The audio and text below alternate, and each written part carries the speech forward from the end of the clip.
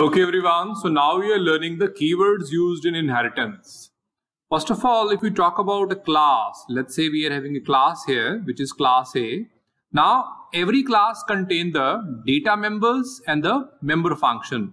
Whenever we declare any variable, just like we are using dim A as integer, now this A is called the data member and the other name of data member is the attribute.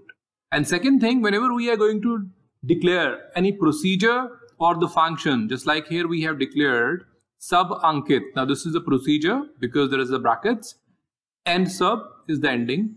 So these procedure or functions are called member function, or other name is the behavior.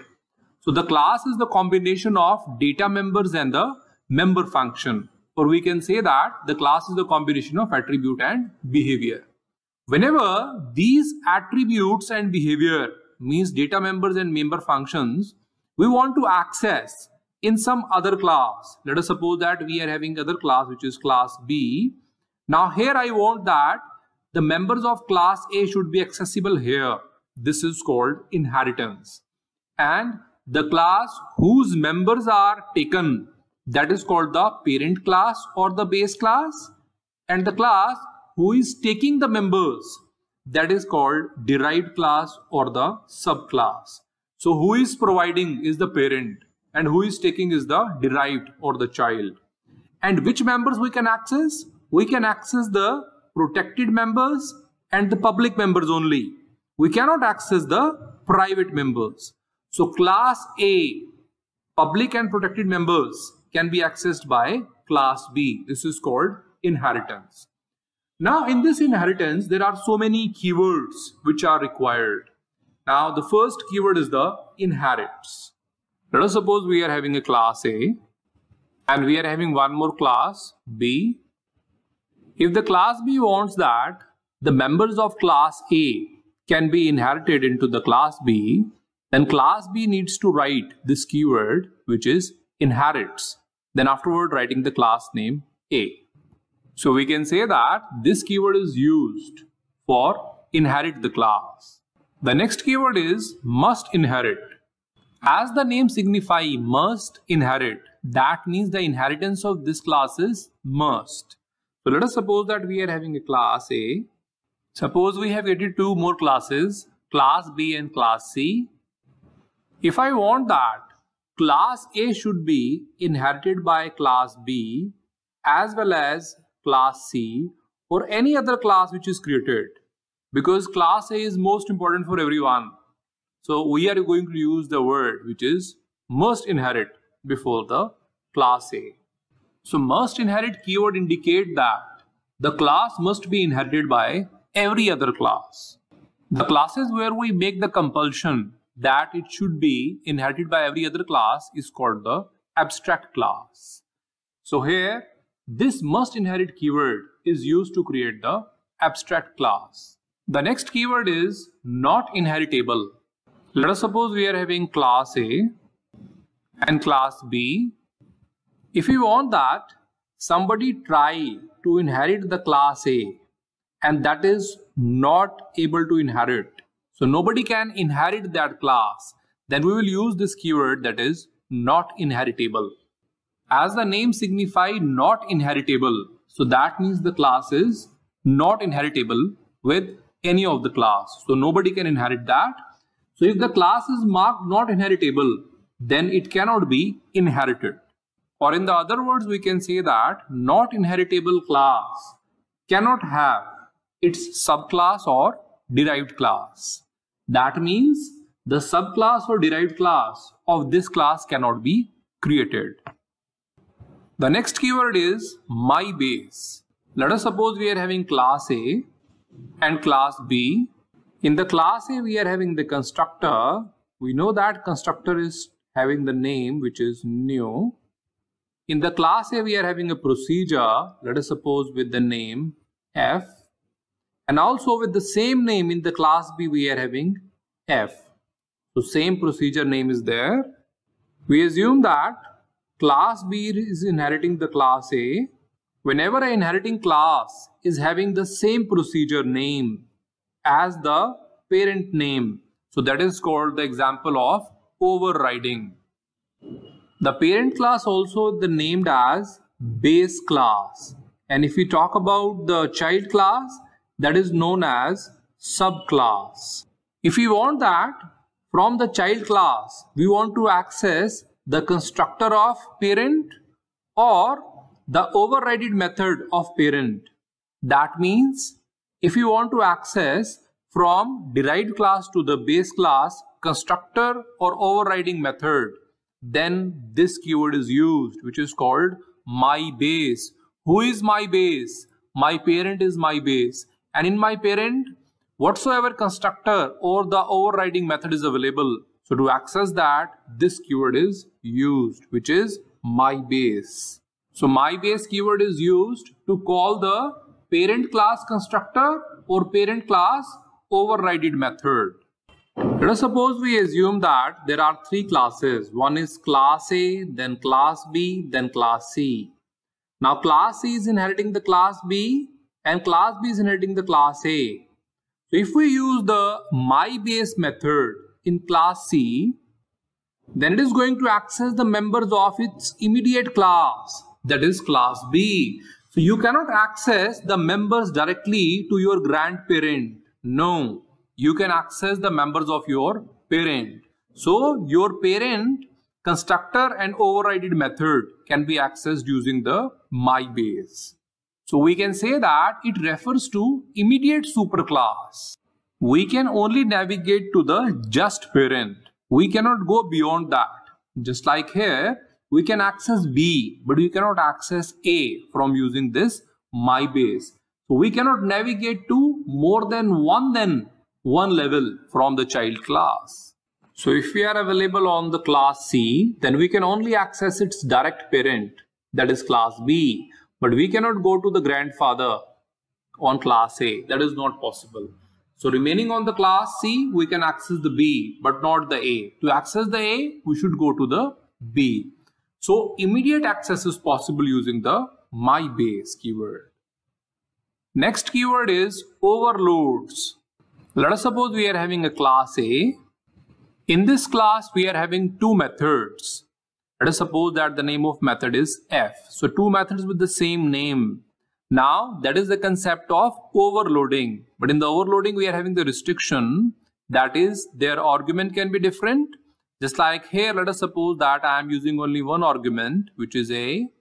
And here I am using two arguments. Let us suppose that A comma B. So here I am using the same name, which is F. So this is the concept of overloading. If you want to access the second method, now we know that this is going to overload the first method. So this is called overloading, and for that we use the keyword overloads.